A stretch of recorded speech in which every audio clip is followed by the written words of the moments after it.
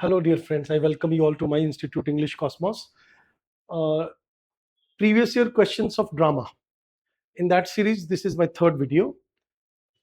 अब देखिए पहला क्वेश्चन इसमें कि which of the following lines by Shakespeare is repeated several times in Virginia Woolf's novel Mrs. Dalloway. Mrs. Dalloway ऐसे ये जो नॉवल है इसके बारे में बार बार क्वेश्चंस आ रहे हैं एग्जाम में, तो you should all read Virginia Woolf's novel Mrs Dalloway. अब ये चार ड्रामा की लाइन्स है शेक्सपियर की.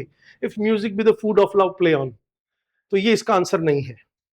हमें मालूम होना चाहिए कि वर्जीनिया वुल्फ ने इसको यूज नहीं किया है. ये 12th नाइट के अंदर, आई एम सॉरी, ये 12th नाइट में if music be the food of love, ये फर्स्ट लाइन मानी जाती है 12th नाइट की शेक्सपियर के. Fear no more the heat of the sun not the furious winter's rage, ये इसका आंसर है. क्योंकि हमें मालूम होना चाहिए कि सिम्बलीन जो शेक्सपियर का प्ले है उसके अंदर एक्ट 4 सीन 2 के अंदर ये वाली लाइन आती है. अभी मैं इसका डिटेल बताऊंगा कि ये एक्चुअल में ये this line is sung by Guiderius and Arviragus. ये दो नाम है टिपिकल से.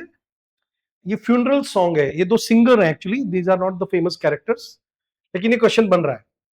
और जब वो जो नॉवल इस ड्रामा का रेकरिंग मोटिव है, रेकरिंग मोटिव का मतलब क्या होता है?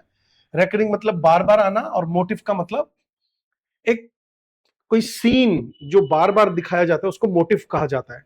ठीक है, क्योंकि आपको मालूम है कि मिसेस डेलवी वर्ल्ड वॉर के ऊपर लिखा गया एक नॉवल है, तो उसमें डेथ, कॉन्सोलेशन और रिलीज, ये जो फीलिंग्स हैं, ये मतलब एक तो क्लैरिसा की लाइफ में आती रहती हैं, और ऊपर से एक वो जो वॉर टॉर्न वर्ल्ड वॉर का एक सैनिक है सेप्टिमस, जिसकी बाद में डेथ दिखाई है. तो ये जो इसका आंसर है, ये तो मैं थोड़ा डिटेल डिस्कस कर रहा हूं आपके साथ कि fear no more the heat of the sun, इसका मतलब भी समझ लीजिए कि ज्यादा तकलीफों की परवाह मत करो. सन हीट का मतलब यहाँ पे तकलीफ है. Not the furious winter's rage, और ना ही जो सर्दियां हैं उनकी रेज, रेज मतलब गुस्सा, उसको मतलब उससे डरने की जरूरत है. Those are pearls that were his eyes, ये आपको मालूम होना चाहिए कि full fathom 5 thy father lies. 12th night के अंदर ये एरियल का एक बहुत फेमस सॉन्ग है, उसकी लाइन है. इसका भी जिक्र नहीं आता है मिसेस डेलवी नॉवल में. There is a tide in the affairs of man. अब ये बहुत फेमस लाइन है, ये आपको याद रखना है. इधर देखो. अच्छा, पहले मैं आपको एक बात बता दूं, चलो मैं इसको पहले डिस्कस कर लेता हूं. ये जूलियस सीजर की फेमस लाइन है. ये लास्ट ऑप्शन जो दिया है ना इन्होंने, वापस फिर से देखिए. लास्ट ऑप्शन है there is a tide in the affairs of man. ये एक्ट 4 सीन 3 में आता है, और ब्रूटस बोलता है कैसियस को. फुल लाइन है there is a tide in the affairs of man, कि इंसान के जीवन के जितने भी मामले हैं, कामकाज हैं, उसके अंदर एक बार टाइड आता है, मतलब बहुत ज्यादा बढ़त आती है. Which taken at the flood leads on to fortune, और उस वक्त अगर उसने ध्यान दिया तो फिर वो उसको फॉर्चून की तरफ ले जाते हैं. मतलब अपनी तैयारी रखनी चाहिए. अच्छा, अब मुझे आपको एक नई चीज सिखानी है इसमें, कि हमेशा याद रखिए कि अब तक जो क्वेश्चंस मैंने देखे एग्जाम में, उसमें वो बार बार ये 2-3 बार क्वेश्चन पूछ चुके हैं.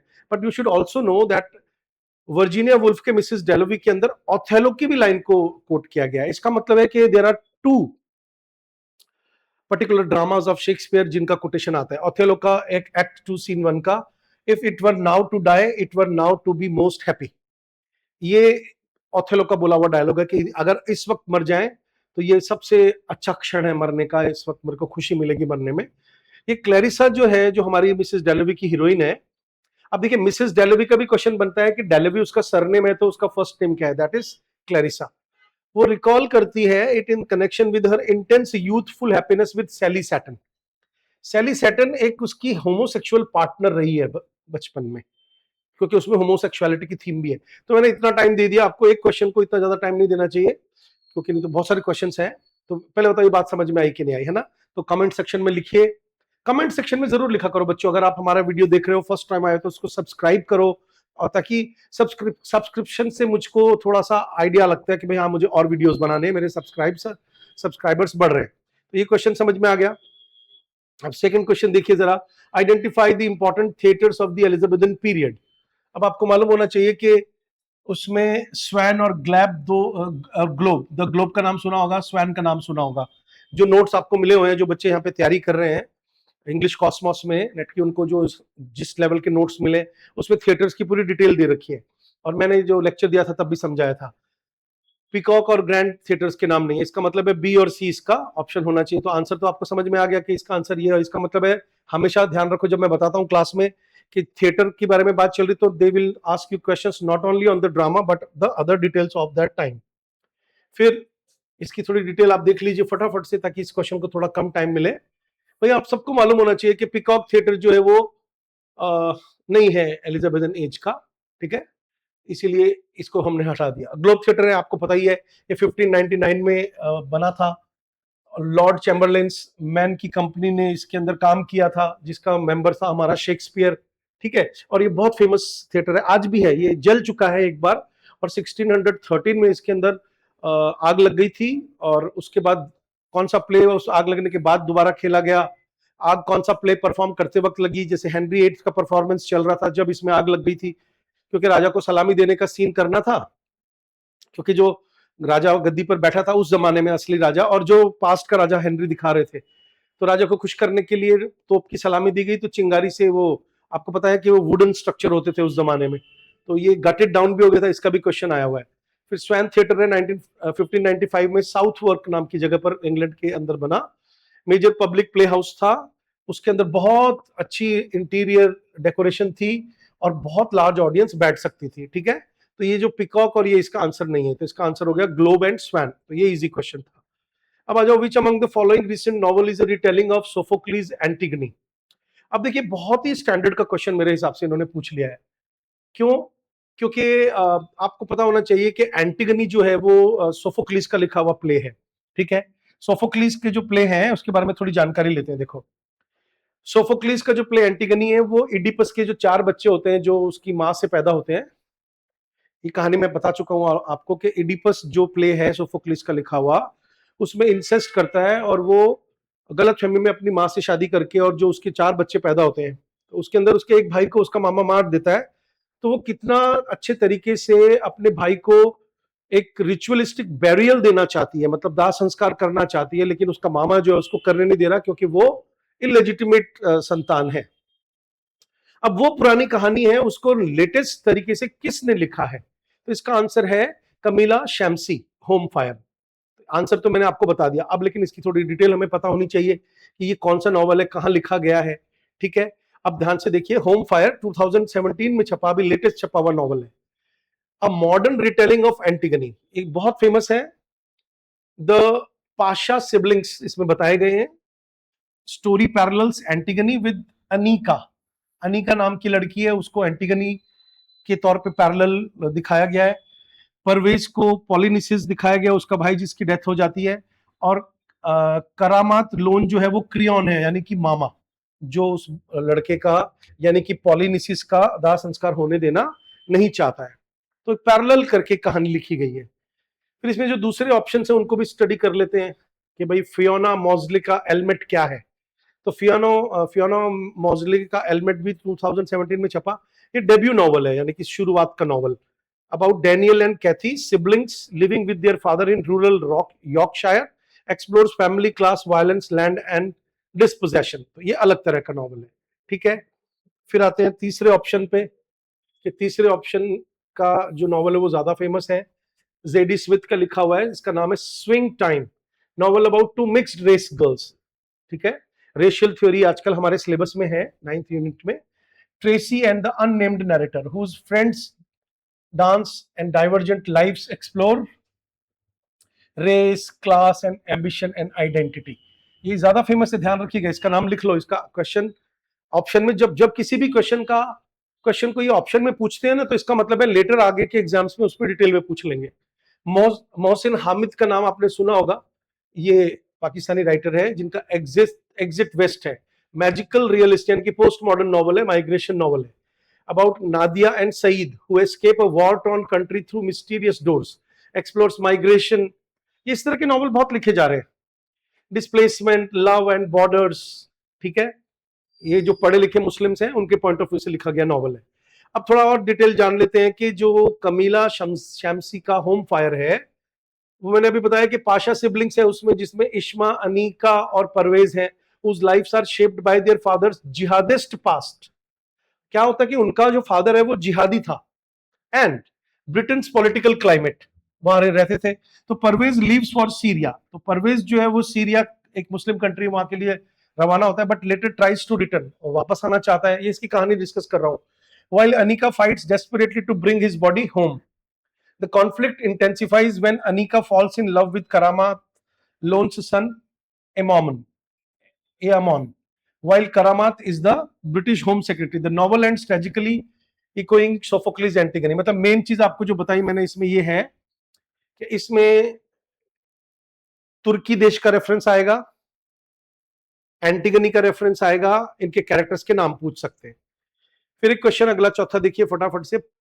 हैरोल्ड पिंटर का नाम हम सबने सुन रखा है, थिएटर ऑफ एब्सर्ड के और कॉमेडी ऑफ मैनिस के राइटर हैं।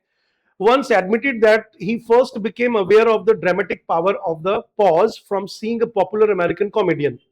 ये मैंने जब ये एग्जाम दिया था उसमें था ये क्वेश्चन 2017 में। देखो ध्यान से सुनो कि अब ये कितना इंपॉर्टेंट क्वेश्चन है और क्यों है, और इसकी एक्सप्लेनेशन भी आपको पूरी सुननी चाहिए। क्योंकि हैरोल्ड पिंटर हो गया, फ्रेंच काफ्का हो गया, ये वो राइटर्स हैं जिनके नाम से आज, या बर्नार्ड शॉ हो गया जिनके नाम से वर्ड्स फेमस है। मैं क्लास में बताता रहता हूं, जैसे काफ, कैस्क, आपको मालूम है एक वर्ड आज डिक्शनरी में आ गया है, आपको पता है। इसी तरह से हैरोल्ड पिंटर की वजह से पिंटरेस्क वर्ड भी आज डिक्शनरी में आ गया है, पिंटरेस्क। ऐसे ही बर्नार्ड शॉ की वजह से शेवियन वर्ड डिक्शनरी में आ गया है, ये वर्ड्स बन गए। तो पिंटरेस्क वर्ड में क्या होता है, पॉजेज होते हैं।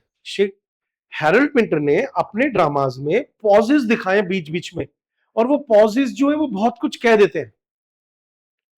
पॉजेज आपको पता है ना कि लैंग्वेज में मीनिंग रखते हैं। पॉज का मतलब मीनिंग होता है। आप कहोगे कैसे? जैसे मैंने कहा रोको मत जाने दो, कितना सुना है ना, रोको और रुक गए, मत जाने दो। तो पंक्चुएशन के हिसाब से ही पॉज आता है, आपको पता है। तो पॉजेज कितना कुछ क्रिएट कर देते हैं लैंग्वेज के बीच में। अगर पॉज आता है तो वो कितना ज्यादा मीनिंगफुल होते हुए मीनिंगलेस भी बना देता है। तो उसका लेके क्वेश्चन पूछा है। अब ये उसने कहां से सीखा, कौन से कॉमेडियन से सीखा, ये हमारे काम का क्वेश्चन है। तो देखो ये अमेरिकन कॉमेडियंस हैं, बॉब होप है, डब्ल्यूसी फील्ड्स है, जैक बेनी है, चार्ली चैपलिन सबको पता है, इसलिए ज्यादातर बच्चे चार्ली चैपलिन आंसर लिख के आएंगे, है ना। लेकिन ये जैक बेनी थे अमेरिकन कॉमेडियन, जो कॉमिक टाइमिंग्स और डेलिबरेट पॉजेज एंड साइलेंस के लिए फेमस थे। हमारे हिंदुस्तान में भी ऐसे कई कवि हुए हैं, हास्य कवि। अब मैं आपको नाम इसलिए नहीं बताऊंगा क्योंकि आपकी जो एज है ना उसमें नहीं। हम जब छोटे थे तब तरह तरह के जैसे राजस्थान के भी एक कवि हुए हैं, मतलब वो बड़ा कोई भी बात है उसको रुक रुक करके कहते और बहुत हंसाते थे। तो उस तरह के एक जैक बेनी करके कॉमेडियन हुए हैं। तो Pinter said Benny helped him recognise the dramatic power of the pauses. क्योंकि थिएटर और फिल्म में बहुत अंतर होता है। फिल्म में रट करके डायलॉग बोले जाते हैं, थिएटर में भी रट के बोले जाते हैं, लेकिन थिएटर में क्या होता है कि थोड़ा ऑर्गेनिक ज्यादा होता है चीजें।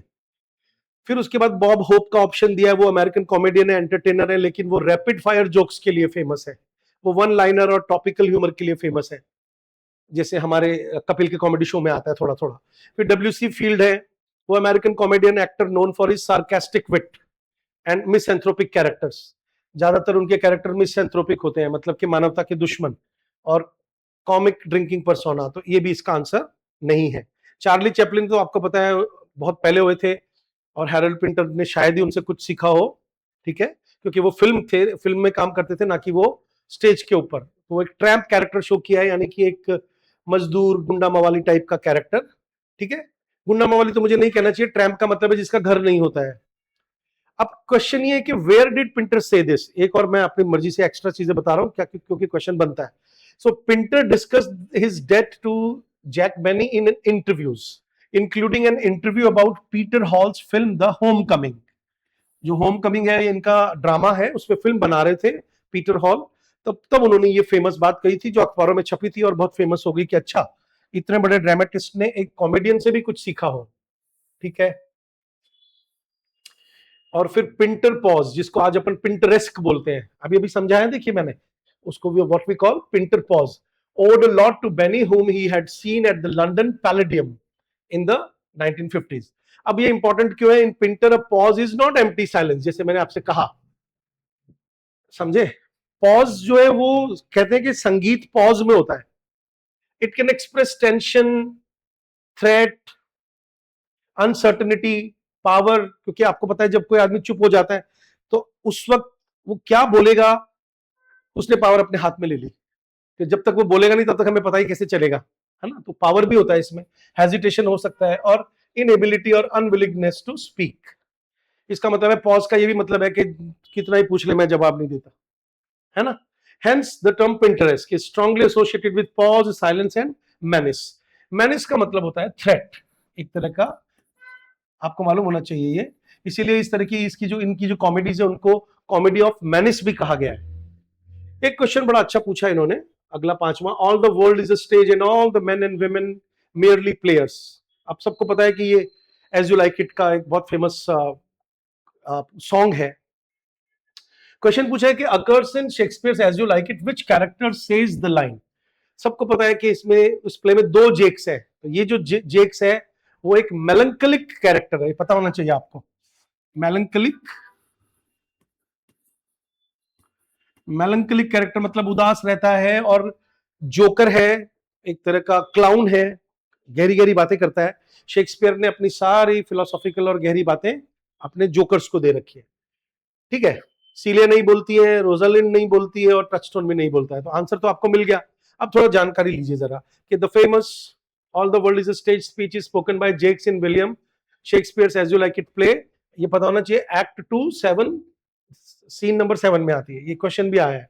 It presents human life and as a 7 stage. अब मैं आपको एक छोटा सा टास्क देता हूं। लंदन में ना एक स्कल्पचर बना रखी है किसी ने, स्कल्पचर समझ लो, मूर्ति 7 एजिस को लेकर, वो किसने बनाई है और कहां पर वो एस्टेब्लिश है? आप इसको सर्च करके, और अगर आप चाहो तो कमेंट सेक्शन में आंसर लिख सकते हो। All the world is a stage, है ना? अब मैं इसको थोड़ा समझा दूं क्योंकि ये भी अपने आप में कई बच्चों के काम आएगी। All the world is a stage यानी कि मेटाफर यूज किया है कि जो वर्ल्ड है वो एक स्टेज है, और हम लोग जब पैदा होकर आते हैं तो अपना अपना रोल अदा करते हैं और फिर अपने आप चले जाते हैं यहाँ से, ठीक है? And all the man and women are merely players, they have their exit and entrances. Exit का मतलब मृत्यु और एंट्रेंसेस का मतलब जन्म है, ठीक है? And one man in his time plays many parts, और एक आदमी एक समय में कई कई रोल करता है, जैसे मैं टीचर का रोल भी कर रहा हूँ, फादर का रोल भी कर रहा हूँ, है ना, वगैरह वगैरह। हिज एक्ट्स बीइंग 7 एजेस, और उसके, अब क्योंकि उस जमाने में जो ड्रामा है वो स्टेज को, जीवन को स्टेज माना है तो जीवन को ड्रामा मान लिया। ड्रामा एक्ट में डिवाइडेड होता है। पहली age at the first, infant, infant मतलब बेबी, छोटा बच्चा। म्यूलिंग एंड प्यूकिंग का मतलब होता है उल्टी कर रहा है, म्याऊ म्याऊ करके क्राई कर रहा है। और नर्स का मतलब हो गया यहाँ पे धाई माँ, यानी जो बच्चा पालती है उनकी बाहों में। And then the whining school boy, whining का मतलब होता है कंप्लेंट करता हुआ, मैं नहीं जाऊंगा स्कूल, मैं नहीं जाऊंगा, विद हिज सैशल, है ना? सैशल का मतलब होता है अपना स्कूल बैग लेकर के। पहली स्टेज गई, दूसरी आ गई। एंड शाइनिंग मॉर्निंग फेस, क्योंकि वो छोटा बच्चा होता है, मुंह धो दो तो चमकने लगता है। क्रीपिंग लाइक स्नेल, लेकिन क्योंकि वो अनमने ढंग से धीरे धीरे स्कूल जा रहा है तो यहाँ पे सिमिली आ गई कि स्नेल की तरह। स्नेल मतलब घोंगा, तो बहुत धीरे धीरे चलता है। अनविलिंग टू स्कूल, वो बिना मन के स्कूल जाता है। एंड देन द लवर, और उसके बाद में आता है लवर, भाई बड़ा हो जाता है तो उसको प्यार हो जाता है। साइंग लाइक फर्नेस, यहाँ पे फिर सिमिली आ गई, वो ऐसे आहें भरता है प्यार में, हाय ऐसे करके, जैसे कोई भट्टी जल रही हो। विद अ वोफुल बैलेट, और फिर वो तरह तरह की बैलेट्स लिखता है। वोफुल मतलब सैड, मतलब वो सिंगिंग गाता है, अपनी प्रेमिका को पत्र लिखता है, गाने लिख के भेजता है। और आपको पता है इस प्ले में एज यू लाइक इट में जो हमारा ऑरलैंडो है वो रोजालिंड के लिए बहुत सारे गाने लिख लिख करके पेड़ों पर टांग देता है।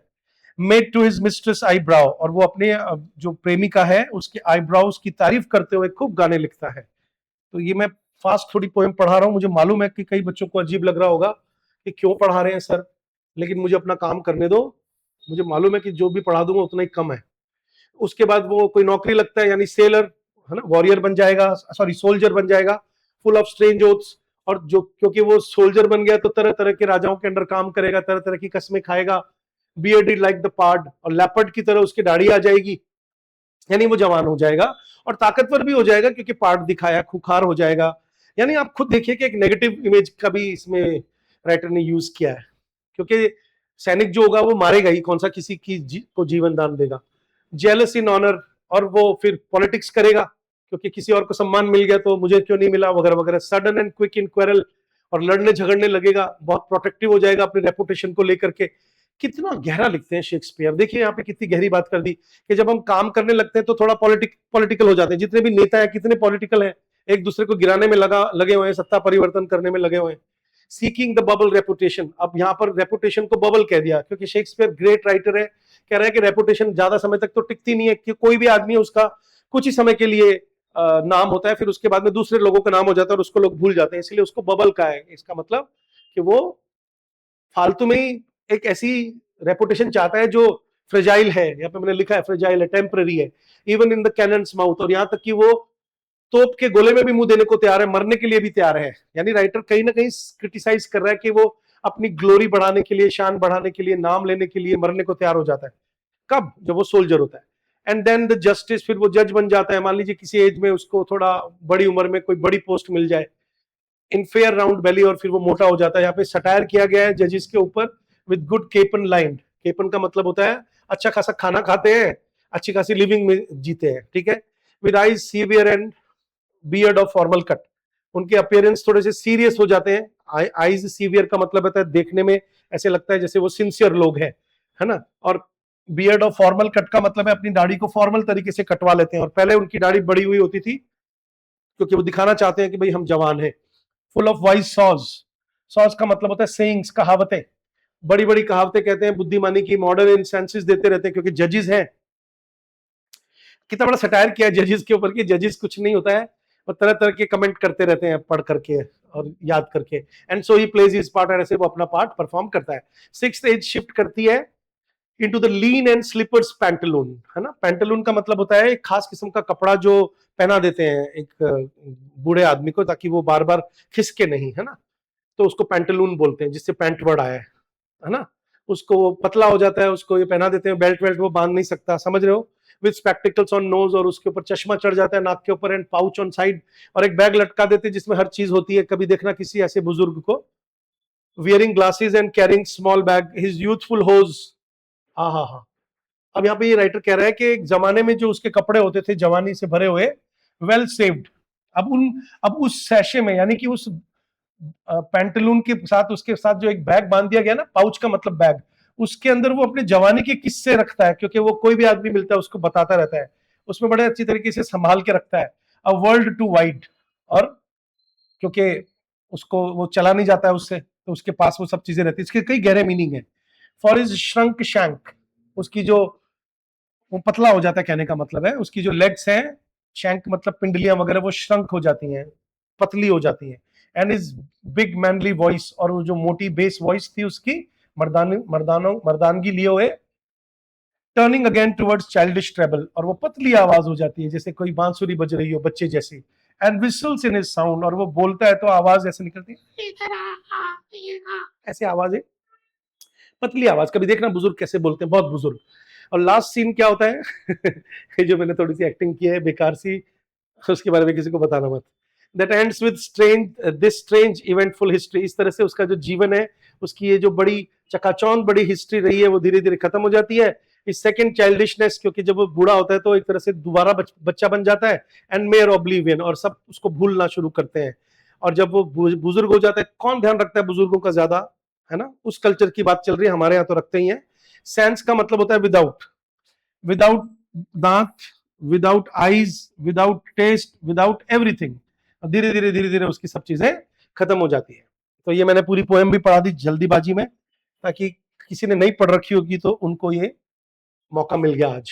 फिर आते हैं अगले क्वेश्चन पे। देखिए अब देखो कितना अच्छा क्वेश्चन पूछा है कि लिस्ट नंबर 1 उसको लिस्ट नंबर 2 के साथ मैच करो, कि जो जिम डिक्सन है वो कौन से वर्क में आया, जिमी पोटर किस में आया, जो लैम्पटन किस में आया, चार्ल्स ल्यूमी किस में आया। तो हमेशा याद रखो, इस तरह का क्वेश्चन अगर आप थोड़ा बहुत भी लिटरेचर पढ़ते हो तो कर लोगे।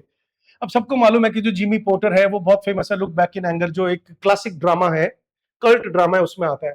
और जिम डिक्सन जो है वो लकी जिम नाम के नॉवल में आता है, जिसको हम लोग, आपको मालूम है, कैंपस नॉवल बोलते हैं। एक टर्म लिख लो आप लोग, शायद मैं बता ना पाऊं आगे, कैंपस नॉवल। कैंपस नॉवल में भी क्वेश्चन आते हैं, ठीक है।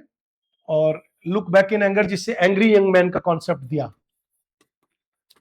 एंग्री यंग मैन का कॉन्सेप्ट दिया इस ड्रामा ने। तो अब फटाफट देखो कि हम इसका आंसर आराम से दे सकते हैं कि भाई जिसके अंदर आप खुद देखो, इसके अंदर जो करेक्ट लिस्ट होगी कि जिमी पोर्टर जो है वो लुक बैक इन अंदर मतलब बी में थर्ड आना चाहिए। अब बी में इन्होंने चालाकी करी है, देखो 2 जगह थर्ड दे दिया, और जिम डिक्सन में 4 आना चाहिए, है ना।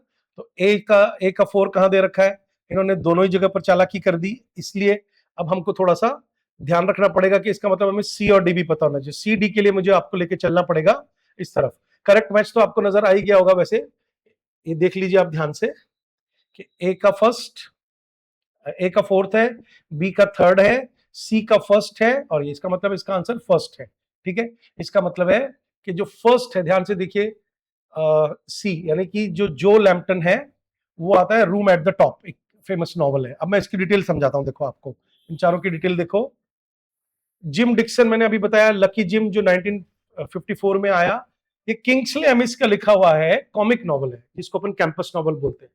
डिक्सन इसमें असिस्टेंट प्रोफेसर का काम करता है, ये हमारे इंग्लिश लिटरेचर से ही रिलेटेड है। ठीक है, इसमें बड़ा ही ऑकवर्ड यंग लेक्चरर है who struggle against academic pretension. वो कोशिश करता है रिसर्च पेपर लिखने की, अपने गाइड को खुश करने की, लेकिन कर नहीं पाता है। Represents the angry young man spirit, और इसमें भी वो एंग्री यंग मैन का कॉन्सेप्ट है। जिमी पोर्टर मैंने बताया लुक बैक इन एंगर 1956 में आया, इनका क्रोनोलॉजी का क्वेश्चन भी पूछ लेंगे। ये जॉन ऑसबॉर्न का लिखा हुआ लैंडमार्क प्ले, जिसको अपन कल्ट प्ले बोलते हैं, है ना। Porter is angry, frustrated, working class intellectual है।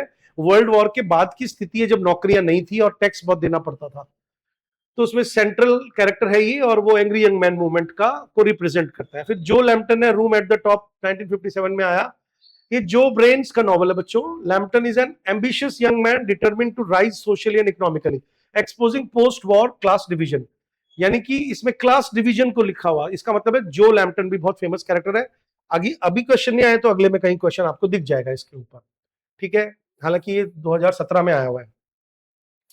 फिर उसके बाद में जो चार्ल्स ल्यूमी है वो हरी ऑन डाउन, ये जॉन वेन का नाम आपने सुना होगा, डेब्यू नॉवल है उनका। Lumley rejects conventional middle class career expectations, embodying rebellion against social conformity. भाई मैं तो जैसे हमारे यहाँ पे कुछ बच्चे हैं आजकल किसी फील्ड में जाना चाहते हैं कि टीचर नहीं बनूंगा, डॉक्टर नहीं बनूंगा, इंजीनियर नहीं बनूंगा, मैं तो ग्राफिक डिजाइनर बनूंगा, मैं तो फैशन डिजाइनर बनूंगा, कुछ भी नया कन्वेंशनल चीजों से हटकर। तो ये आपको अलग से फिर आंसर दे रहा हूं कि डिक्सन का लिखा हुआ लकी जिम, जिसमें एमएस, है ना, पोर्टर, जिमी पोर्टर कौन, लुक बैक इन एंगर में ऑसबॉर्न का लिखा हुआ, लैम्पटन कौन, रूम एट द टॉप में ब्रेन का लिखा हुआ, लुमले कौन, हरी ऑन डाउन में जॉन वेन का लिखा हुआ। तो important correction of these 4 works, look back in anger is the play, बाकी की सब नॉवेल्स है। तो ये अलग तरह का क्वेश्चन भी बन रहा है कि तीनों तो नॉवल दे दिया और एक ऑप्शन में इन्होंने दे दिया ड्रामा। फिर देखो एक अच्छा सा क्वेश्चन पूछा इन्होंने कि in this Jacobean play the black king and his men represents Spain and the Jesuits. अब ये क्वेश्चन टफ है, देखो ये उस बच्चे को समझ में आएगा जो लेक्चर बहुत ध्यान से सुनते हैं और डिटेल में पढ़ते हैं कि जैकोबियन एज के जो कुछ राइटर्स हैं, आपको पता है प्ले राइट्स। अब उसमें क्या हुआ कि हमें ये पता होना चाहिए कि भाई इंग्लैंड की स्पेन से क्या दुश्मनी थी, जेस्यूट्स कौन है। तो उसने एक ड्रामा लिखा और उसने क्या किया कि उसने व्हाइट नाइट्स को तो प्रिंस चार्ल्स यानी कि जो ये राज कर रहा था राजा, उस वो दिखा दिए, और दिस पॉलिटिकल सटायर, और काले लोगों को दिखा दिया कौन, स्पेन। ध्यान से देखो भाई, ब्लैक किंग को तो दिखा दिया स्पेन का और गोरे को दिखा दिया इंग्लैंड का। तो अब क्या हुआ, वहां पे एक राजदूत थे, स्पेनिश एम्बेसडर आए हुए थे। एम्बेसडर हर कंट्री में होते हैं ना, चाहे दुश्मनी क्यों ना हो। Protested and James first suppressed the play. उन्होंने क्या किया, जेम्स फर्स्ट ने फिर उस ड्रामा को सप्रेस किया, क्योंकि यार हमारे मतलब एम्बेसडर नाराज हो रहे हैं, चाहे वो दुश्मन के ही क्यों ना हो। तो अब कौन सा प्ले है साहब, वो कि वो द वंडरफुल ईयर है। तो साफ पता चल रहा है कि जिसके अंदर चेकमेटेड वर्ड आ गया, तो चेकमेटेड का मतलब ही हो गया अ गेम एट चेस। ये आपको आंसर मिल रहा है। अब होता क्या है इसमें, ये टॉमस मिडल्टन का लिखा हुआ है। अब ध्यान से देखो, टॉमस मिडल्टन का पॉलिटिकल एलिग्री यही है। एलिग्री का मतलब होता है दो पैरेलल कहानियां चलती हैं। तो ब्लैक चेस पीसेस जो है, पता है ना आपको, ब्लैक और ब्राउन कलर के दो तरह के पासे होते हैं। 1624 में आया ये प्ले, रिप्रेजेंट स्पेन। तो ब्लैक तो है स्पेन के लोग और जेस्यूट्स है। जेस्यूट्स में आपको अभी डिटेल में बताऊंगा। देखो ये जो कंट्री है ना, ये कैथोलिक है, और इंग्लैंड जो है वो प्रोटेस्टेंट कंट्री है। तो ये मिलकर के और हमेशा इनकी एक सोसाइटी बना रखी है इन्होंने कैथोलिक्स की, in the name of Jesus, वहां से नाम पड़ा जेस्यूट्स। तो ये क्या करते हैं कि इंग्लैंड के अंदर अस्थिरता क्रिएट करते थे। अब जैसे हमने अभी धुरंधर फिल्में देखी हैं दोनों, तो वो अब हमारे जो मुस्लिम भाई रहते हैं यहाँ पे, उनको भड़का करके कि भाई तुम्हारा मुस्लिम देश तो वो है, तुम इस देश को अस्थिर कर दो, इस तरह की बातें करके कुछ लोग उनके बहकावे में आ जाते हैं, आपको मालूम है। हिंदू भी आ जाते हैं, और किस तरह से एक देश दूसरे देश को अस्थिर करने में लगा रहता है, वो सब दिखाया इसके अंदर। While the white pieces represent England including Prince Charles. Prince Charles का मतलब है उस वक्त राजा नहीं था, जेम्स का बेटा था प्रिंस चार्ल्स फर्स्ट। तो its enormous popularity led to its suppression after the Spanish ambassador's protest. एक बहुत फेमस हुआ, इतना इसकी प्रसिद्धि फैली कि राजा को फिर इसको बंद करवाना पड़ा, क्योंकि दुश्मन देश होने के बावजूद भी बुरा लग रहा था लोगों को।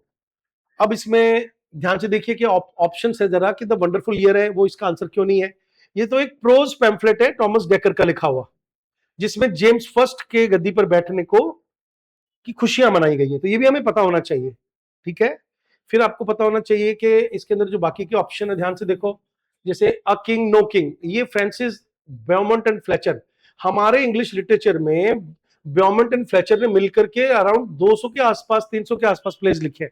उनकी एक ट्रेजी कॉमेडी है अबाउट किंग एराबेसिस ऑफ ये इब्रिया, एक्सप्लोरिंग किंगशिप डिजायर इंसेस्ट। अब इसमें एक क्वेश्चन बनता है इंसेस्ट का, क्योंकि वो इंसेस्ट के कुछ क्वेश्चन है। It is pity that she is a whore, आपको मालूम होगा, एक दो ड्रामाज इंग्लिश लिटरेचर में जैकोबियन एज के पूछते हैं जिनमें इंसेस्ट की थीम है। इंसेस्ट का मतलब होता है क्लोज फैमिली रिलेशन में सेक्स होना।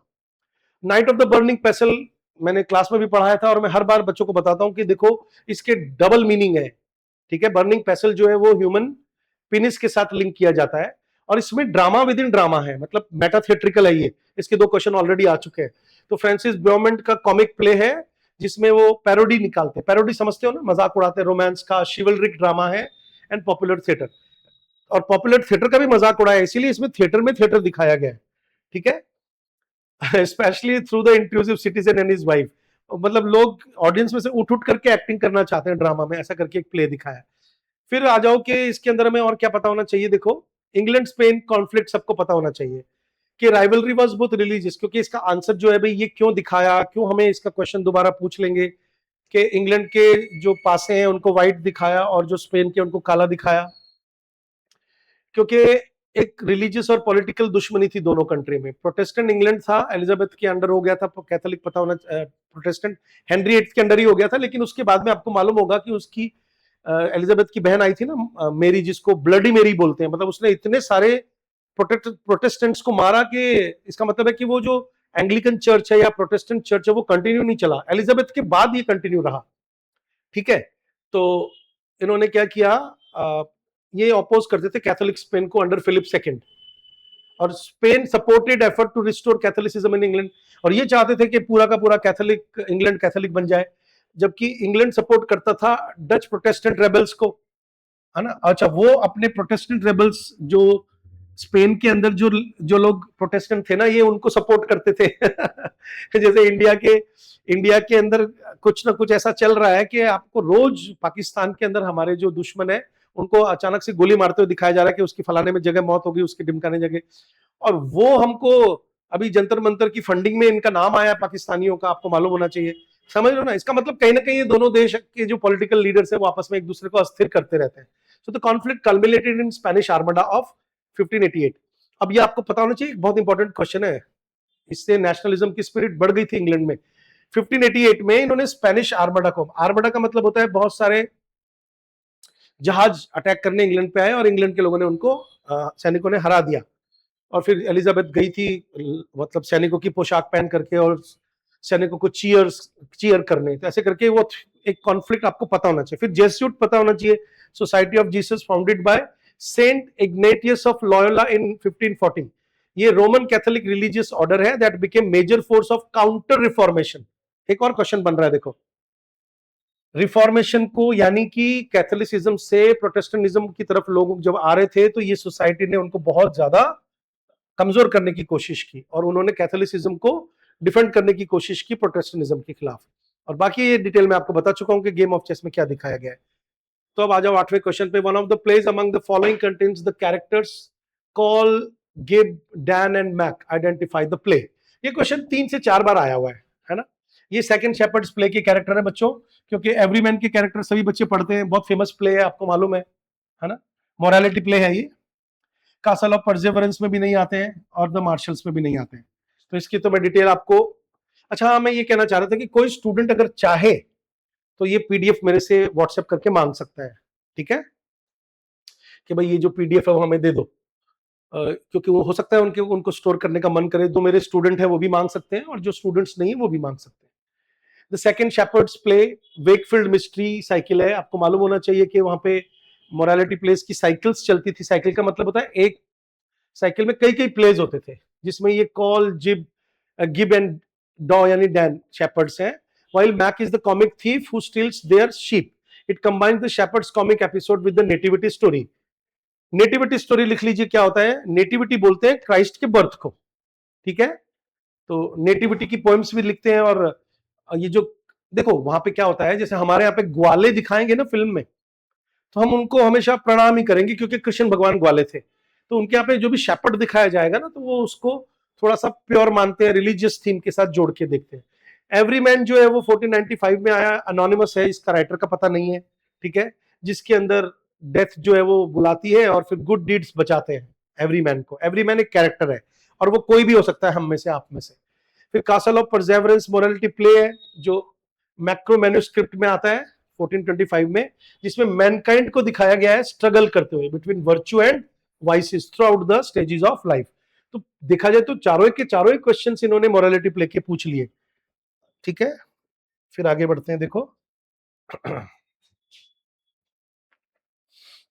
अब आ जाओ आगे, एक 9th क्वेश्चन देख लो, इंडियन क्वीन। अब एक प्ले है इंडियन क्वीन, ड्राइडन का लिखा हुआ है, तो इन्होंने क्वेश्चन कितना खतरनाक क्वेश्चन पूछा है कि हीरोइक ट्रेजेडी इन rhymed couplet bye John John Dryden है साहब। ये लॉन्ग पोएम है फ्री वर्ड्स में, केकी दारू वाला जो इंडियन पोएट है, अभी इनकी डेथ हुई थी कुछ साल पहले, 1-2 साल पहले। ऑटोबायोग्राफी है इंडियन प्रिंसेस इन एग्जाइल, या कि ये फिक्शनल अकाउंट है महारानी गायत्री देवी का। तो पता होना चाहिए कि ना तो ये तीनों ही आंसर नहीं है, ये ड्रैडन का एक प्ले है, और ये यहाँ पे इंडियन का मतलब बिल्कुल भी भारत नहीं है, ठीक है। पढ़ो देखो इसमें मैंने आंसर में क्या लिखा है, इंडियन क्वीन 1664 का हीरोइक ट्रेजेडी है राइम्ड कपलेट में। ड्रैडन जाना जाता है कपलेट लिखने के लिए, आपको मालूम है कि अलेक्जेंडर पोप जाना जाता है कपलेट लिखने के लिए। क्वेश्चन पूछ रहे हैं जिसमें इन्होंने दोनों ने मिलकर के ये प्ले लिखा था, सर रॉबर्ट हॉवर्ड। ये एज़टेक और इनका कॉन्फ्लिक्ट, ये दो ट्राइब्स हैं। न्यू वर्ल्ड, न्यू वर्ल्ड कौन सा, कि ये अंग्रेजों ने जब पहली बार अमेरिका के अंदर कॉलोनियां बसाना शुरू किया ना, उसको उन्होंने न्यू वर्ल्ड बोला। तो वहां जो रेड इंडियंस थे ना, उनकी एक क्वीन किस तरह से बहादुरी से लड़ती है। देखो ये ड्रैडन कितना गहरा राइटर है, इसने उस क्वीन की ट्रेजेडी दिखाई है, यानी कि अपने आप को दोषी माना है इंग्लैंड के लोगों को। तो उस क्वीन का नाम पूछ लेंगे, एमिक्सिया है, क्वीन ऑफ द मैक्सिकन्स है वो। She is the wife of Monte जुमा एंड द मदर ऑफ ऑर्जिया। ये नाम याद भले ही ना रहे, ये आप नाम याद रख लेना। और ये मैक्सिकन और पेरुवियन जो अमेरिकन हुए ना, उनके बारे में बताते हैं, reflecting restoration fascination with exotic things. दूसरा है कि रेस्टोरेशन एज के जो लोग थे उनको विदेशी कहानियों में बड़ा इंटरेस्ट आने लगा था, इसलिए ये लिखता था। आपको मालूम है कि ये केकीदार वाला, इन सब की मैंने डिटेल आपको बताई दी है, ठीक है, तो इस पे भी क्वेश्चन पूछ सकते हैं। फिर आ जाइए आप आगे एक सेकेंड, एक क्वेश्चन है, among Derek Walcott's plays which one is an exploration of colonial relationship through the Robinson Crusoe story. अब ये देखिए, ये अफ्रीकन राइटर हैं, कैरेबियन राइटर्स का क्वेश्चन आता है कभी कभार, एक दो बीच में, इनका भी एक ड्रामा है। अब इन्होंने क्वेश्चन पूछा है कि रॉबिन्सन क्रूसो हमारा फर्स्ट नॉवल माना जाता है, जिसमें एक आदमी कैसे अराउंड 27 ईयर्स तक आइलैंड के ऊपर अकेला रहता है, अपने आप को कैसे जिंदा रखता है, उसकी कहानी है।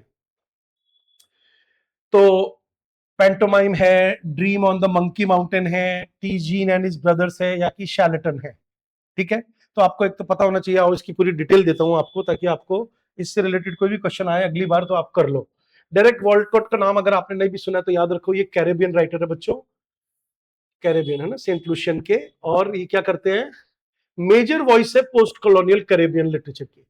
कैरेबियन महासागर या कैरेबियन आइलैंड्स के बारे में सुना होगा आपने, उसमें ये कॉलोनियलिज्म को, रेस को, आइडेंटिटी को, हिस्ट्री, कल्चरल हाइब्रिडिटी, क्योंकि अंग्रेज जब वहां गए तो कैसे इनको कंट्रोल किया, कैरेबियन आइलैंड के अंदर आपको मालूम होता है ना, इन्होंने गन्ने की खेती की और किस तरह से मिक्स लोग छोड़ा है वहां पे ये लोग। इनको लिटरेचर का नोबेल प्राइज मिला हुआ, तो ये बड़ा राइटर हो गया। पेंटोमाइम क्या है? ये डैनियल डिफो का रॉबिन्सन क्रूसो की रीवर्किंग है। Harry and Jackson reverse the roles of master and servant. क्योंकि आपको पता है कि रॉबिन्सन क्रूसो में जो अंग्रेज है वो तो मास्टर है, और उसका जो गुलाम है वो फ्राइडे बनता है। फ्राइडे एक आदमी मिलता है जिसको वो लोग बलि देने आए हैं, फिर वो भाग जाते हैं और ये उसको अपना नौकर समझ करके या इसको उसको कंट्रोल करके उसको सब चीजें सिखाता है, लैंग्वेज सिखाता है, रिलीजन सिखाता है। तो कॉलोनियलिज्म की थीम है। तो इसमें इसने, क्योंकि ये देखो ये कॉलोनियल लेगेसी वाले लोग हैं, अंग्रेजों ने इनको कॉलोनाइज किया, तो ये पोस्ट कॉलोनियल थीम पे जब लिखेंगे तो क्या करेंगे, ऑर्डर को रिवर्स करेंगे। समझ में आ रहा होगा कि भाई पावर और रेशियल जो हायरार्की है इसको उन्होंने उल्टा कर दिया कि भाई जब नौकर का मौका पड़े तो वो मालिक को बिल्कुल डांट के बात करेगा। फिर ड्रीम ऑन मंकी माउंटेन बहुत फेमस है ना। ये पुअर ब्लैक चारकोल बर्नर लड़का है, वो मैकैप की कहानी है। Through dreams and hallucinations Walcott explores colonial psychology, black identity, racial self hatred and liberation. आपको मालूम है कि अंग्रेज जहां भी गए उन्होंने अपने आप से हमें हेट करना सिखा दिया। जैसे अब हमारे देश में आईआईटी के अंदर वैदिक चैंट्स हुए मंत्रों के, जो सारी दुनिया का सबसे पुराना ग्रंथ है, और अब उसको लेकर के कई कम्युनिटीज कह रहे हैं कि वो मंत्र क्यों बजाया गया। अरे भाई वो मंत्र तो सारी दुनिया की लेगेसी है। कोई भी सबसे पुरानी चीज होती है तो वो सबकी है, वो केवल हिंदुओं की नहीं है। तो एक होता है ना कि अंग्रेज जब जहां जाते हैं वो अपने आप से नफरत, जैसे हम हिंदी बोलते हैं तो हमें लगता है कि we are not qualified enough. तो ये इसमें दिखाया गया है कि ब्लैक आइडेंटिटी मतलब एक लड़के के थ्रू बताने की कोशिश की है कि आप अपने आप को सुपीरियर मान सकते हो। अनदर लाइफ लार्जली ऑटोबायोग्राफिकली आ सकता है क्वेश्चन। ये एक वर्स मेमोआ है। मेमोआ का मतलब होता है अपने जीवन के एनेक्डोट्स या किस्से सुनाए गए हैं उसमें। Tracing Walcott's artistic development, childhood in St. Lucia and discovery of his identity as a poet, important for its themes of art, memory, place and Caribbean identity. तो अनदर लाइफ में क्वेश्चन आ सकता है दोबारा से। ओमेरोस बहुत famous है, इनका लिखा हुआ। ओमेरो क्यों फेमस है? ये होमर के इलियड और होमर का जो आपको मालूम है ना ओडिसी है, होमर का लिखा हुआ। भाई एक तो वर्जिल का लिखा हुआ है एनीड, एक होमर के दो प्लेस, दो एपिक्स हैं, इलियड और ओडिसी। इन्होंने क्या किया है, एक एपिक पोएम लिखी है। ये क्वेश्चन आया हुआ है ऑलरेडी, अलग से आया हुआ है ओमेरोस का क्वेश्चन। उन्होंने, हालांकि ये पोएट्री में आया हुआ है, तो उन्होंने क्या किया, क्लासिकल एपिक की स्टोरी को कैरिबियन हिस्ट्री, स्लेवरी, कॉलोनियलिज्म और आइडेंटिटी से जोड़ के देख लिया। जिन बच्चों ने मेरा कहना मान के अभी ओडिसी देखी है, आपने देखा होगा कि ओडिसी के अंदर भी वो जिन जिन आइलैंड पे गया वहां पे वो जो लोकल लोग रहते हैं, ये लोग उनको कंट्रोल करते हैं, उनको मारते हैं कि नहीं मारते हैं। तो होमर ने जिनकी तारीफ की है वो तारीफ करने लायक है भी, या जो इस वक्त जो ओडिसी दिखाई गई है इसके अंदर जो ओडिसियस है उसको गिल्टी कॉन्शियस होता है कि उसने कितने लोगों को बिना वजह मारा। ऐसा जो कॉन्सेप्ट है वो इस पोएम के अंदर दिया गया है। समझ में आ रहा है कुछ आपको? आपको लगता है मुझे और ज्यादा डिटेल में कुछ समझाना है तो मुझे कमेंट सेक्शन में लिख दिया करो। फिर एक और क्वेश्चन आ गया हेरल्ड पिंटर का, वो है बर्थडे पार्टी कि जो स्टैनले है इज टेरराइज्ड बाय टू विजिटर्स। इस कहानी में क्या होता है कि एक लड़का है जो किसी के यहाँ पे किराए से रह रहा है। अब वो दो जने उसको ढूंढते हुए आते हैं और उसको ये नहीं पता कि मुझे क्यों ढूंढ रहे हैं और वो उसको क्यों मारना चाहते हैं, और वो बेचारा टेरिफाइड सा हमेशा टेरराइज्ड रहता है दो विजिटर्स का को देख करके। अब उन्होंने पूछा कि दो विजिटर्स के नाम बताओ साहब। तो आपको मालूम होना चाहिए कि रॉबिन्सन भी नहीं है उसके अंदर और मैकग्रैथ भी नहीं है, तो मैकैन और गोल्डबर्ग उनके नाम है। तो आंसर तो आपको बी और सी साफ पता चल गया। लेकिन अब इसकी थोड़ी डिटेल देख लो कि ये एक 1957 में आया था प्ले, ये बहुत फेमस प्ले है। बर्थडे पार्टी में क्या गिफ्ट दिया जाता है इसका क्वेश्चन आया हुआ है। एंड क्या होता है इसका क्वेश्चन आया हुआ है। इसको कॉमेडी ऑफ मैनिस बोलते हैं, इसका क्वेश्चन आया हुआ है। इसके पॉजेस का क्वेश्चन आया हुआ है, दो बार डायलॉग का क्वेश्चन आया हुआ है। ठीक है, ये कॉमेडी ऑफ मैनिस यानी कि खतरे की कॉमेडी और थिएटर ऑफ एब्सर्ड में 57 में पब्लिश हुआ। एब्सर्डिस्ट ड्रामा का मतलब क्या होता है कि थोड़ी सी ऐसी सिचुएशंस क्रिएट की जाती है कि लाइफ को दिखाने के लिए कि लाइफ का कोई मीनिंग नहीं है। सेटिंग क्या है, एक मैग और पेटी नाम के, जो उनके सरनेम पूछ सकते हैं आपसे, वो एक समुद्र के किनारे एक बोर्डिंग हाउस चलाते हैं, उसी से उनका खर्चा चलता है। अब कहानी क्या है कि Stanley weber mysterious farmer pianist है, वो उनके घर में आकर के और बोर्डिंग मतलब के किराएदार बन के रहता है। अब अचानक से दो स्ट्रेंज मैन आते, गोल्डबर्ग और McCann. So they claim to have come to celebrate Stanley's birthday.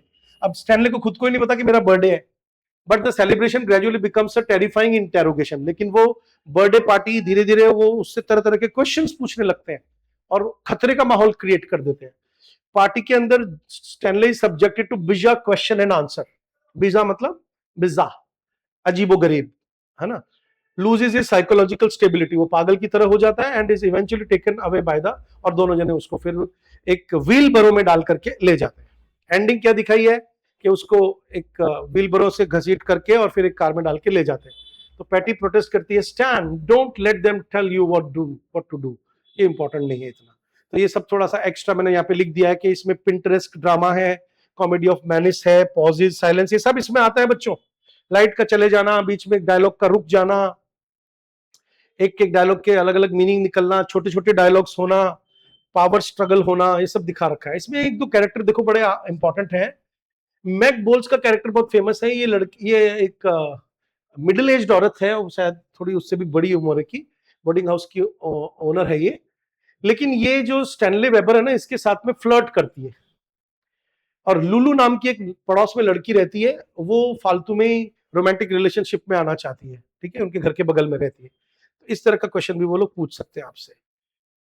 फिर यूजीन आयोनेस्को का क्वेश्चन मैंने पिछले वीडियो में भी डिस्कस किया था बच्चों। ये एक 20th सेंचुरी के अलग राइटर हैं।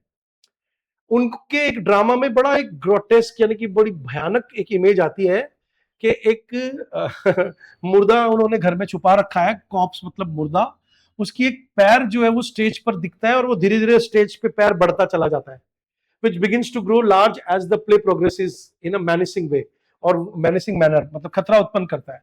अब क्वेश्चन क्या पूछा है कि कौन सा प्ले है, तो द बॉल्ड सोप्रानो नहीं है, एमईडी और how to get rid of it ये इसका आंसर है, क्योंकि इसमें इसी से हिंट मिल जाएगा आपको।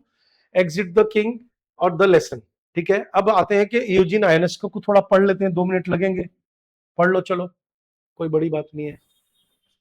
देखो बॉल्ड सोप्रानो क्या है, दो लाइन की डिटेल है मेरे पास। आयोनेस्कोस फर्स्ट मेजर प्ले था, ये क्वेश्चन बन रहा है, थिएटर ऑफ एब्सर्ड की कैटेगरी में आता है। ये सटायर करता है मीनिंगलेस कन्वर्सेशन को और break down of communication through the Smiths, Martins and fire chief. ये 3 कैरेक्टर्स हैं। मतलब कम्युनिकेशन करो, लेकिन वो जरूरी नहीं कि कम्युनिकेशन हमेशा हो। फिर how to get rid of it, M E D, ये क्या होता है मैंने अभी समझाई दिया। इसकी कहानी है कि आप अपने पास्ट से, अपने गिल्ट से, अपने फियर से, वो जो टांग है मुर्दे की, डेड बॉडी का, कॉप्स का जो वो लेग है बढ़ता चला जाता है, वो आपके गिल्ट हो सकता है, फियर हो सकता है, मैरिटल कॉन्फ्लिक्ट हो सकता है, impossibility of escaping the past हो सकता है। फिर इसमें एग्जिट द किंग है, किंग बेरेंजर की कहानी फर्स्ट की, refuses to accept his approaching death and gradually loses his kingdom and physical strength. ये भी एक एब्सर्डिस्ट प्ले है, क्योंकि आप अपनी डेथ को एक्सेप्ट नहीं कर रहे हो, है ना। फिर द लेसन है, ये professor gives a strange lesson to a young pupil that gradually becomes violent and ends in murder. एक प्रोफेसर और स्टूडेंट का ये क्वेश्चन भी आ सकता है। The play exposes abuse of power, authoritarianism and the failure of language. हमेशा याद रखो, एग्जिस्टेंशियलिज्म की और थिएटर ऑफ एब्सर्ड में लैंग्वेज को फेल होते हुए दिखाया है हर जगह कि लैंग्वेज काम नहीं कर रही है। फिर इसकी परफॉर्मेंस को लेके हमेशा ही क्वेश्चन आते रहते हैं। ये पेरिस में थिएटर दी बेबीलोन में 54 में सबसे पहली बार परफॉर्म हुआ, ठीक है। मेन कैरेक्टर्स क्या है, एमिडी है, एक फ्रस्ट्रेटेड एक नाटककार है, प्ले राइट है। फिर इसकी वाइफ दिखा रखी है मैडलिन, एक कॉप्स है यानी कि डेड बॉडी दिखा रखी है, और एक मिलिट्री बैंड, पुलिस और बाकी की लोग हैं। फिर इसमें थिएट्रिकल मेन इमेज क्या है कि वो एक पैर है जो बढ़ता चला जाता है, और इंपॉर्टेंट थीम क्या है कि वो गिल्ट और ये सब चीजें बता रहे हैं जो मैं आपको ऑलरेडी बता चुका हूं, ठीक है। फिर आप देखिए आगे एक क्वेश्चन है कि dash is the subject of Asim Currimbhoy's play Inquilab. अब आसिफ करीम बॉय जो है वो हमारे देश के, इंडिया के हैं। ये इंडियन 6th यूनिट में आने वाला क्वेश्चन है, पर मैंने ले लिया क्योंकि मैं थिएटर से रिलेटेड, ड्रामा से रिलेटेड क्वेश्चन से डिस्कस कर रहा हूं। तो भाई जो इनकिलाब, इसका जो आंसर है वो क्या है, अब ध्यान से देखो, पहले एक बार मुझे दोबारा दिखाना चाहिए आपको क्वेश्चन। देखो, dash is the subject of Asim Currimbhoy's play Inquilab, कि भाई उसकी थीम क्या है, ठीक है। अभी आप सुनते हो ना इनकलाब जिंदाबाद, तो 4 ऑप्शन पूछे कि साहब इनकलाब की थीम नक्सलाइट मूवमेंट है कि फ्रीडम मूवमेंट है, नॉन कॉपरेशन है, या कि द खिलाफत है। तो आपको पता होना चाहिए इसका जो आंसर है वो नक्सलाइट मूवमेंट है। नक्सलबाड़ी एक जगह का नाम है, और आजकल जैसे हमारे होम मिनिस्टर ने कहा कि भाई हमने नक्सलवादियों से छुटकारा पा लिया है, ये लेफ्ट विंग के होते हैं, माओवादी होते हैं, माओ से टूंग से इंस्पायर्ड है, आपको मालूम होना चाहिए। और ये फोर्स से रेबेल करके और मतलब जो पावरफुल लोग हैं उनको खत्म करना चाहते हैं। तो किसी भी कॉन्स्टिट्यूशनल कंट्री और कॉन्स्टिट्यूशनल डेमोक्रेसी के लिए ये लोग खतरा होते हैं। लेकिन जो लेफ्ट विंग के लोग होते हैं जैसे अभी जो लेफ्ट विंग वापस से एक्टिव हुआ है, आसिफ करीम बॉय भी एक लेफ्टिस्ट थे, आपको पता होना चाहिए। तो ये पॉलिटिकल प्ले है जिसमें नक्सलाइट मूवमेंट को दिखाया गया है। जैसे अरुंधति रॉय नक्सलवादी मानी गई है, इनको अर्बन नक्सल बोलते हैं आजकल, ठीक है। पर्टिकुलर जैसे आपने देखा होगा ना, एक प्रोफेसर जेएनयू की आजकल कहती है कि भारत एक मनहूस देश है। तो आप उनसे नाराज मत हो, उनको समझने की कोशिश करो, उनके पक्ष में मत बोलो, क्योंकि वो जिस तरह की बात करते हैं वो है तो मानवता के भले की बात, कि भाई सब बराबर हो, है ना, एनवायरनमेंट को हम खत्म खत्म ना करें, इसीलिए वो नदियों पे बांध बनते हैं तो ये लोग प्रोटेस्ट करते हैं, सबकी बराबरी होनी चाहिए। लेकिन आपको मालूम है कि ये पॉसिबल नहीं है जब तक कि सब लोग एजुकेटेड ना हो जाए। तो मैं एक बार ये समझाने इसलिए बैठ गया कि लेफ्ट को हम लोग गलत कहते हैं, लेकिन थोड़े ठंडे दिमाग से सोचेंगे तो लेफ्ट भी सही काम कर रहा है। लेकिन लेफ्ट का काम मतलब अच्छी तरह से लागू इसलिए नहीं हो सकता क्योंकि सब लोग एजुकेटेड नहीं है। अगर सारे एजुकेटेड हो तो लेफ्ट काम कर सकता है। लेफ्ट और राइट विंग पता नहीं, तो आप डिक्शनरी में जाकर के या गूगल करके देख लो, जो बच्चों को समझ कम आ रहा है। तो वो रेवोल्यूशनरी होते हैं, हमेशा याद रखो, है ना। और आइडियोलॉजिकल कॉन्फ्लिक्ट रहता है। भाई आज नेहा बोरा है, वो कह रही है कि भाई हम उखाड़ फेंकेंगे सत्ताओं को, या ये जो दीपके है ये कह रहा है कि साहब मैं तो कई इस्तीफे ले लेंगे, हम उठा फेंकेंगे सरकारों को। तो चुनी हुई सरकारों को जब तुम उठा फेंकोगे तो एनार्की फैलेगी ना इस देश में, है कि नहीं। उनका पॉइंट ऑफ व्यू सही है कि भाई हम भ्रष्टाचार नहीं होने देंगे, लेकिन जब सिस्टमेटिक तरीके से चलो ना, हरा दो इनको अगले चुनाव में, है ना। तो लेकिन ये कह रहे हैं कि नहीं हम तो अपने जोर जबरदस्ती से अनकॉन्स्टिट्यूशनल तरीकों से उनको मजबूर करेंगे साहब। तो ये वाली चीजें यहाँ पे दिखती है आपको, इसीलिए जो बोलते हैं ना इनकलाब जिंदाबाद, ये आपको पता होना चाहिए। 60-70 का ये प्ले है। फिर आ जाओ कि भाई नक्सल, जो नक्सलाइट मूवमेंट है वो एक रेडिकल लेफ्ट विंग है, जो मैंने अभी अभी आपको समझाया। फ्रीडम मूवमेंट आपको पता ही है 1857 से 1947 तक चला, ब्रिटिश कॉलोनियल रूल को हटाने के लिए, है ना। लेकिन ये इनकलाब का सब्जेक्ट नहीं था। नॉन कॉपरेशन मूवमेंट क्या होता है आपको पता है, महात्मा गांधी द्वारा चलाया गया था, मास मूवमेंट है कि ब्रिटिश रूल के खिलाफ असहयोग आंदोलन, जिसको बोलते हैं नॉन कॉपरेशन, ठीक है। अंबेडकर ने इसको अनकॉन्स्टिट्यूशनल कहा है, ये भी आपको पता होना चाहिए। फिर खिलाफत आंदोलन है, आपको मालूम होना चाहिए कि खलीफा से खिलाफत वर्ड बना है, ठीक है। और दुनिया के सभी मुस्लिम्स ने तो कभी साथ नहीं दिया, और पता नहीं हिंदुस्तानी मुस्लिम्स ने क्यों साथ दिया, और गांधी जी के साथ एसोसिएटेड ये एक मूवमेंट माना जाता है, उसको खिलाफत मूवमेंट बोलते हैं। लेकिन आसिफ करीम बॉय जो है वो इसकी बात नहीं कर रहे हैं अपने प्ले के अंदर, ठीक है। फिर एक क्वेश्चन है कि टॉम स्टॉपर्ड, अभी देखिए पिछले वाले सेम ही जुलाई में मतलब 2017 में जुलाई में भी क्वेश्चन आ गया, और फिर दिसंबर वाले में भी टॉम स्टॉपर्ड का क्वेश्चन आ गया। रोजनक्रैंस एंड गिल्डरस्टर्न आर डेड, जो उनका प्ले है, बीइंग मेटाथिएट्रिकल। मेटाथिएट्रिकल का मतलब होता है theatre in theatre, lays bare the constructed nature of theatrical performance. अच्छा, थिएटर में जो परफॉर्मेंस होती है उसकी जो बुराइयां हैं, उसकी जो सच्चाइयां हैं, उनको वो उघाड़ देता है ये प्ले, लेज बेयर ओपन का मतलब ये होता है। अब referring to Hamlet's and and Elizabethan stage conditions, lacking curtain one of, तो कर्टन वगैरह नहीं होते थे। तो स्टॉपर्ड के प्ले में एक कैरेक्टर बोलता है कि no one gets up after death, कह रहे भाई डेथ के बाद कोई नहीं उठता। ध्यान से देखना ये dialogue, and there is applause, there is no applause, sorry, कोई तालियां नहीं बजती डेथ के बाद, देयर इज ओनली साइलेंस, केवल एक साइलेंस होती है। कोई second and some second and clothes, कुछ भी पहना दिया जाता है डेड बॉडी को, एंड दैट इज डेथ, उसे ही डेथ कहते हैं। अब ये इतना इंपॉर्टेंट स्टैंडर्ड डायलॉग कौन बोलता है? तो आपको पता है कि रोजनक्रैंस बोलता है, कि गिल्डरस्टन बोलता है, कि द प्लेयर बोलता है, कि हैमलेट बोलता है।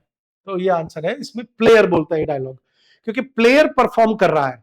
ये दोनों तो सीखेंगे और हैमलेट उनको गाइड करेगा, तो इसका आंसर द प्लेयर है, ठीक है। क्यों? अब ये देखो मैंने लिखा है क्यों, why. The player leader of the travelling troupe, जो असली हैमलेट प्ले है ना, उसके ऊपर बेस्ड है ये टॉम स्टॉपर्ड का। असली प्ले में तो हैमलेट यानी राजकुमार हीरो है, और जो पेरिफेरल कैरेक्टर्स है रोजेनक्रेंस एंड गिल्डरस्टन जिनको ये मरवा देता है, हालांकि इनको अपॉइंट करता है इसका चाचा मारने के लिए हेमलेट को, लेकिन हेमलेट इन्हीं को मरवा देता है। तो असली असली ट्रेजेडी तो रोजेनक्रेंस और गिल्डरस्टन की हुई ना, देखो उनकी ट्रेजेडी की तो बात ही नहीं है हेमलेट के अंदर शेक्सपियर ने की। तो इसका मतलब है कि post colonial point of view से एक प्ले अगर हम देखें कि शेक्सपियर के ही प्लेस के अंदर जिन कैरेक्टर्स को मारा गया है उनकी वो बात नहीं कर रहा है, जबकि वो केवल सेंटर स्टेज में जो कैरेक्टर्स हैं या बड़े जो लोग हैं उन्हीं की बात कर रहा है। तो जो प्लेयर है वो ट्रेवलिंग ट्रूप समझते हो, एक ड्रामा कंपनी जो अलग अलग महलों में घूम के परफॉर्म करती है, वो कन्वेंशंस डिस्कस कर रही है थिएटर के अंदर के डेथ होती है तो क्या होता है। तो इस comment highlight Stoppard's metatheatrical concern with the difference between theatrical death and real death. अरे भाई देखो, थिएटर की डेथ एक अलग चीज है, हालांकि जो बहुत ज्यादा थिंकर्स होते हैं, क्रिएटिव राइटर्स होते हैं, उनके लिए डेथ डेथ है। अब आप कहोगे कैसे, जैसे शेक्सपियर ने लिखा all the world is a stage, तो थोड़ा और ज्ञान चक्षु खोलो अपने, तो हमको स्टेज में फर्क नजर नहीं आएगा। हम भी तो एक्टिंग ही कर रहे हैं, मास्क ओढ़ के घूमते हैं अपने अपने चेहरों पे, है कि नहीं।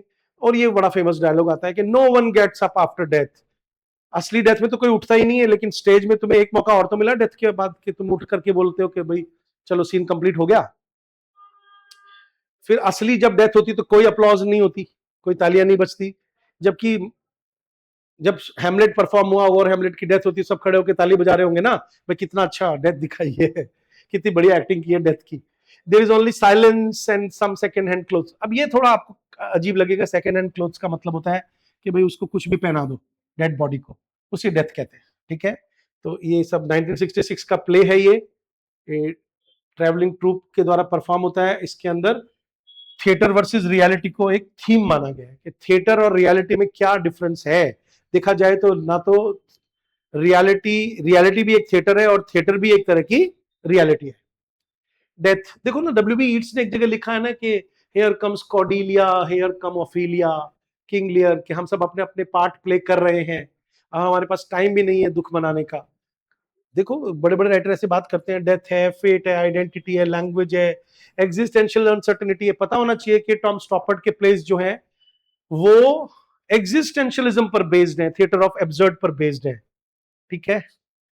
तो उसके बाद कुछ मेमोरी ट्रिक्स मैंने दी है, हालांकि अब मैं यहाँ पे रुकूंगा क्योंकि मैंने अगले जो क्वेश्चंस हैं उनके आंसर्स अभी नहीं तैयार किए हैं, क्योंकि मैं चाह रहा था कि भाई आप 14 या 15 क्वेश्चंस करो, ठीक है। ये मेमोरी ट्रिक है कि नो अप्लॉज, ओनली साइलेंस, फिर प्लेयर्स वगैरह वगैरह। चलिए, वीडियो कैसा लगा कुछ कमेंट जरूर करा करें और इसको शेयर करें अपने फ्रेंड्स के साथ। Thank you very much.